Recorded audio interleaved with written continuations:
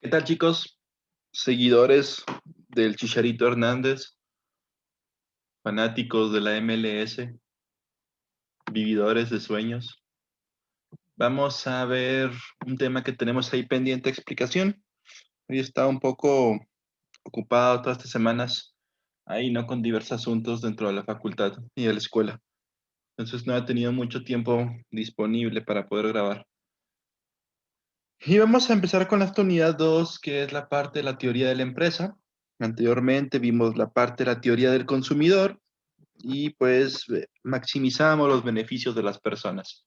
Ahora vamos a intentar ver la contraparte, la parte de la teoría de la empresa, y vamos a ver cómo se comporta esta. Y vamos a empezar con esta parte que es 2.1, la tecnología. Para empezar, pues hay que tener en cuenta, o hay que limitar, pues, lo que son las limitaciones con las que se encuentra una empresa a la hora de tomar sus decisiones, ya que para esto, pues tenemos que ordenar nuestros factores de producción. Normalmente, con factor de producción, siempre nos remontamos a lo que es el capital, que son, digamos, la maquinaria y el equipo, los trabajadores, vaya que es la fuerza laboral, y la tierra o los recursos naturales, que son los espacios físicos en los que podemos llegar a producir bienes o servicios. Y vamos a empezar entonces con los factores de producción, el conjunto de producción y la función de producción e isocuantas. Como les comenté anteriormente, pues estos factores de producción son los elementos necesarios para producir un bien.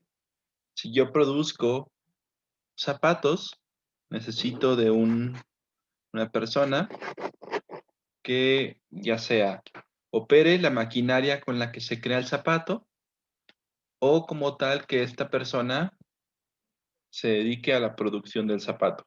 Sin una máquina o sin un personal o sin un plantillo, lo que sea, no puedo yo producir mis bienes o servicios. Entonces, pues los bienes de producción son todos aquellos que se utilizan para la producción de cosas, la producción de bienes.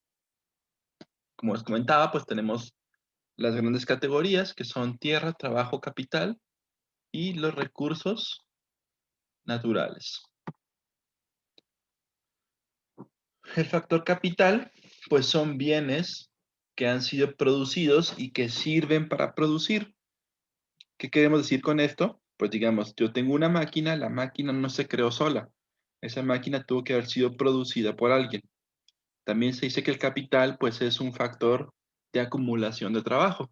Personas realizaron cierto trabajo para crear esa maquinaria y esa maquinaria, al fin de cuentas, pues es una acumulación del trabajo de las personas que la crearon. Y asimismo, esta puede crear nuevos productos.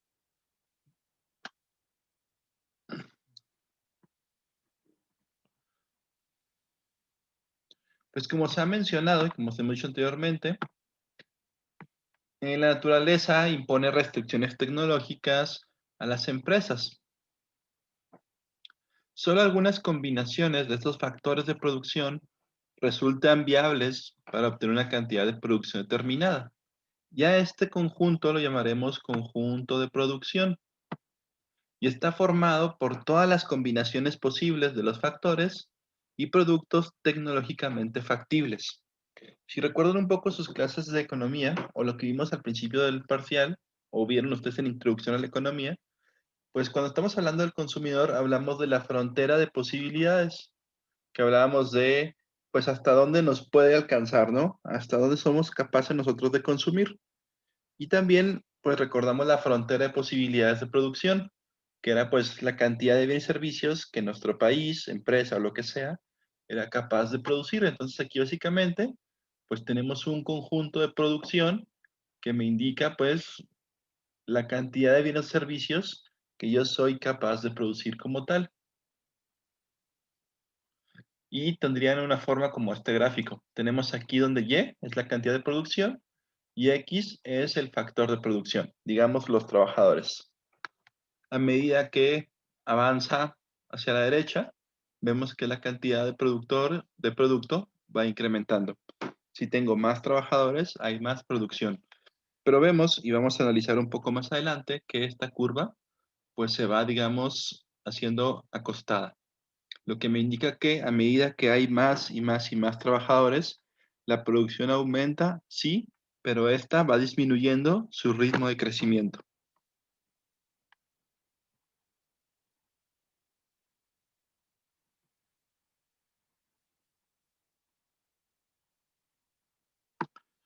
Hay que tener en cuenta que nuestro gráfico anterior únicamente es válido cuando tenemos un solo factor de producción, por ejemplo, el factor trabajo.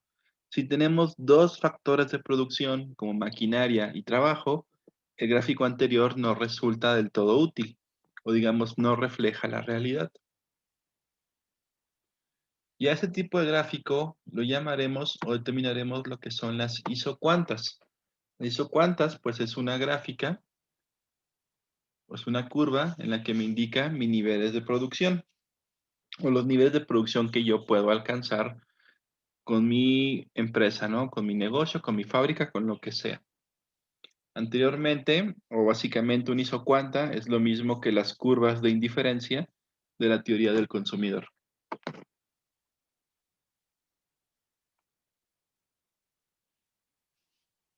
Vemos aquí los diferentes tipos de curvas que ustedes ya analizaron, cuando tenemos unas curvas de Leontief, cuando tenemos sustitutos perfectos, y pues la función Cobb-Douglas, que es la función, digamos, más común que nos vamos a topar, que viene siendo como la que tenemos aquí marcada en amarillo. Es aquí interesante decir que tenemos un parámetro A que mide aproximadamente la escala de producción, es decir, el volumen que se obtiene si se utiliza una unidad de cada factor. Los parámetros A y B miden la respuesta a la cantidad producida. Por ejemplo, yo tengo X1 y X2, X1 está elevado a la A. Esa A me indica que si yo incremento, vamos a suponer que X1 son los trabajadores, entonces yo incremento los trabajadores, ¿cuánto espero que incremente la producción? Pues ese término A nos va a decir cuánto va a crecer la producción cuando se añade un trabajador extra.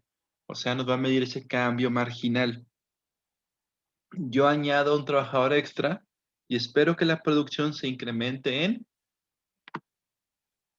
A. En este caso, el factor A es una constante. Puede ser 1, puede ser 15, puede ser 0.01. Esto no lo conocemos.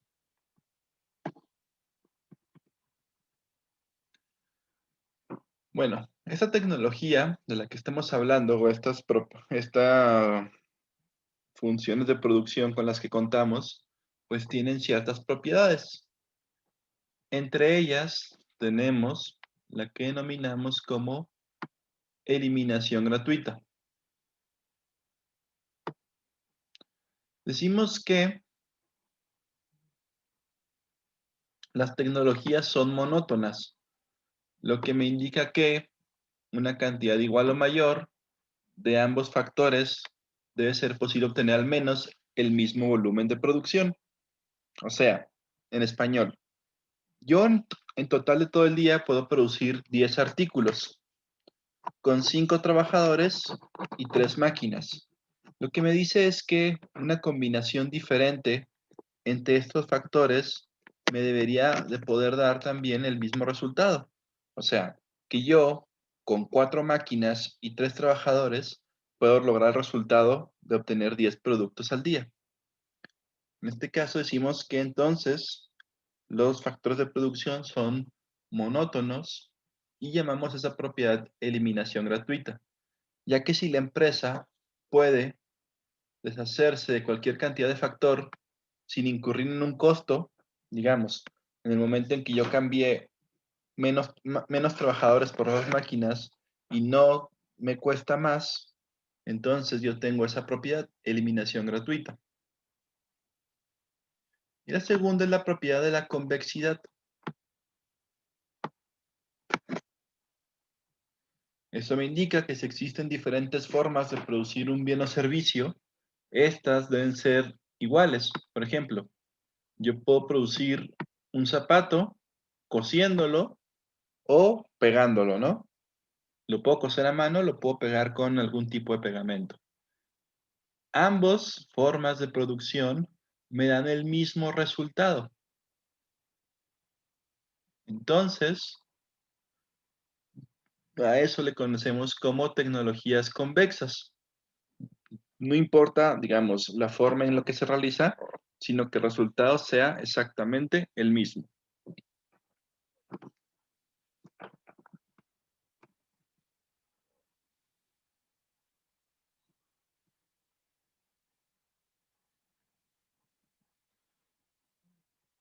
Bueno, entonces pasamos a ver lo que son...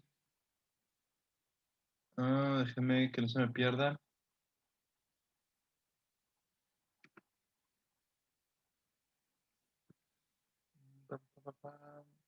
Aquí vamos.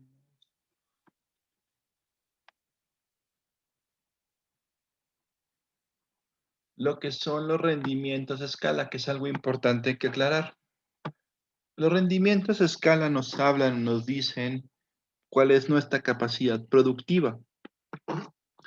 Vamos a suponer, yo solo, por mi cuenta, soy capaz de producir 5 pares de zapatos. O sea, un trabajador produce 5 pares de zapatos. ¿Qué pasa si yo duplico la cantidad de trabajadores? O sea, si tengo uno y lo duplico, tendría 2 trabajadores. Uno espera entonces que 2 trabajadores produzcan 10 zapatos. Si uno produce 5, 2 producen 10. Bueno, los rendimientos a escala nos hablan de eso. Si yo duplico mi cantidad de factores de producción y mi producción se duplica, yo tengo un rendimiento a escala, digamos, normal o neutro.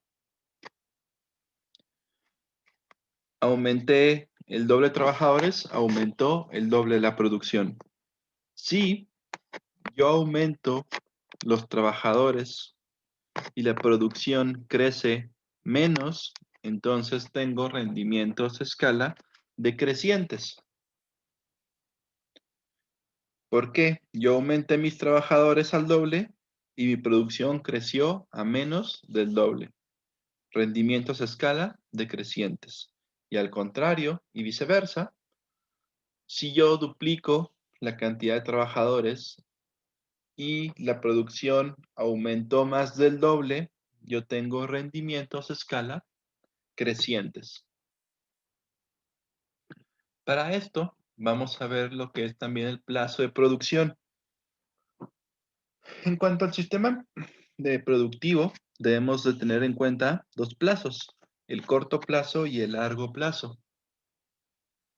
¿Y cómo los diferenciamos? Vamos a suponer que normalmente en el corto plazo hay ciertos factores de producción que no pueden ser cambiados, ya sea que no pueden ser aumentados o disminuidos. Esto lo llamaremos factores de producción que son constantes. Ejemplo, yo tengo una cierta cantidad de terreno y planto zanahorias. En el corto plazo, yo no puedo aumentar mi factor de producción de tierra. ¿Por qué? Porque la tierra, digamos, comprar un terreno es caro. Comprar maquinaria es caro. Entonces, en el corto plazo, yo no puedo aumentar el nivel de mi terreno o el nivel de mi maquinaria. Entonces, normalmente, cuando hablamos de factores de producción en el corto plazo, hablamos de que uno de los factores es variable y que el otro es constante. En el caso de que tengamos 2 factores de producción, vamos a suponer la tierra es constante, pero los trabajadores son variables.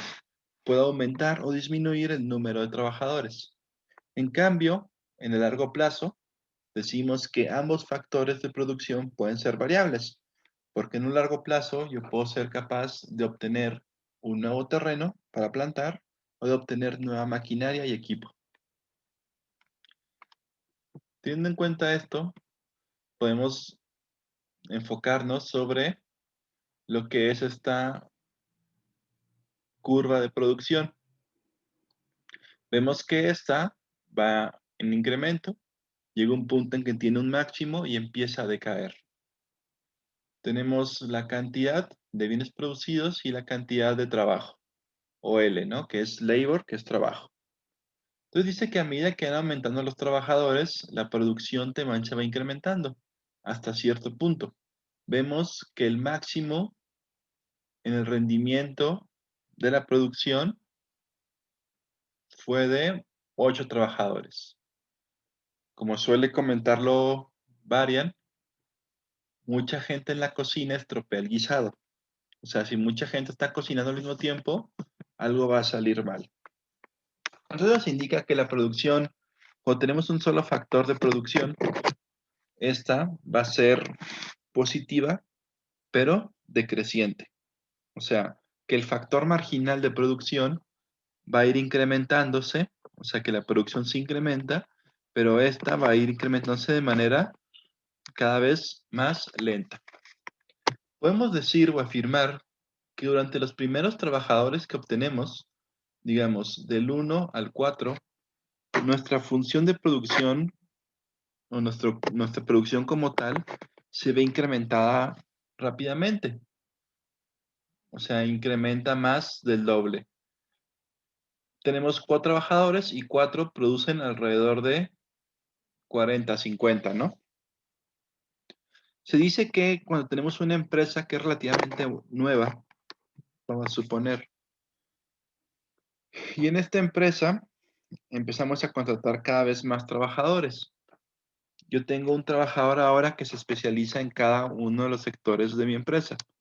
Esa especialización del trabajo permite que los trabajadores en un inicio se vuelvan más productivos. Entonces, debido a la especialización, obtenemos al inicio unos rendimientos a escala crecientes. Una vez que aumentan más el número de trabajadores, se vuelven constantes y una vez que aumentan aún más los trabajadores, estos se vuelven decrecientes. Los rendimientos a escala decrecientes suelen ocurrir sobre todo en empresas que son muy grandes, en las que no es posible controlar la producción de todo el personal o de toda la maquinaria.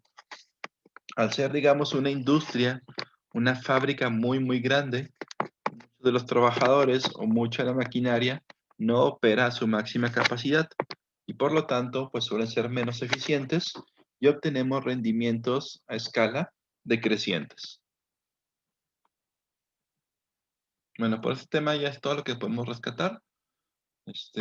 Pasaremos a la segunda parte, que es el 2.2, pero esto lo vemos en otro video. Cuídense.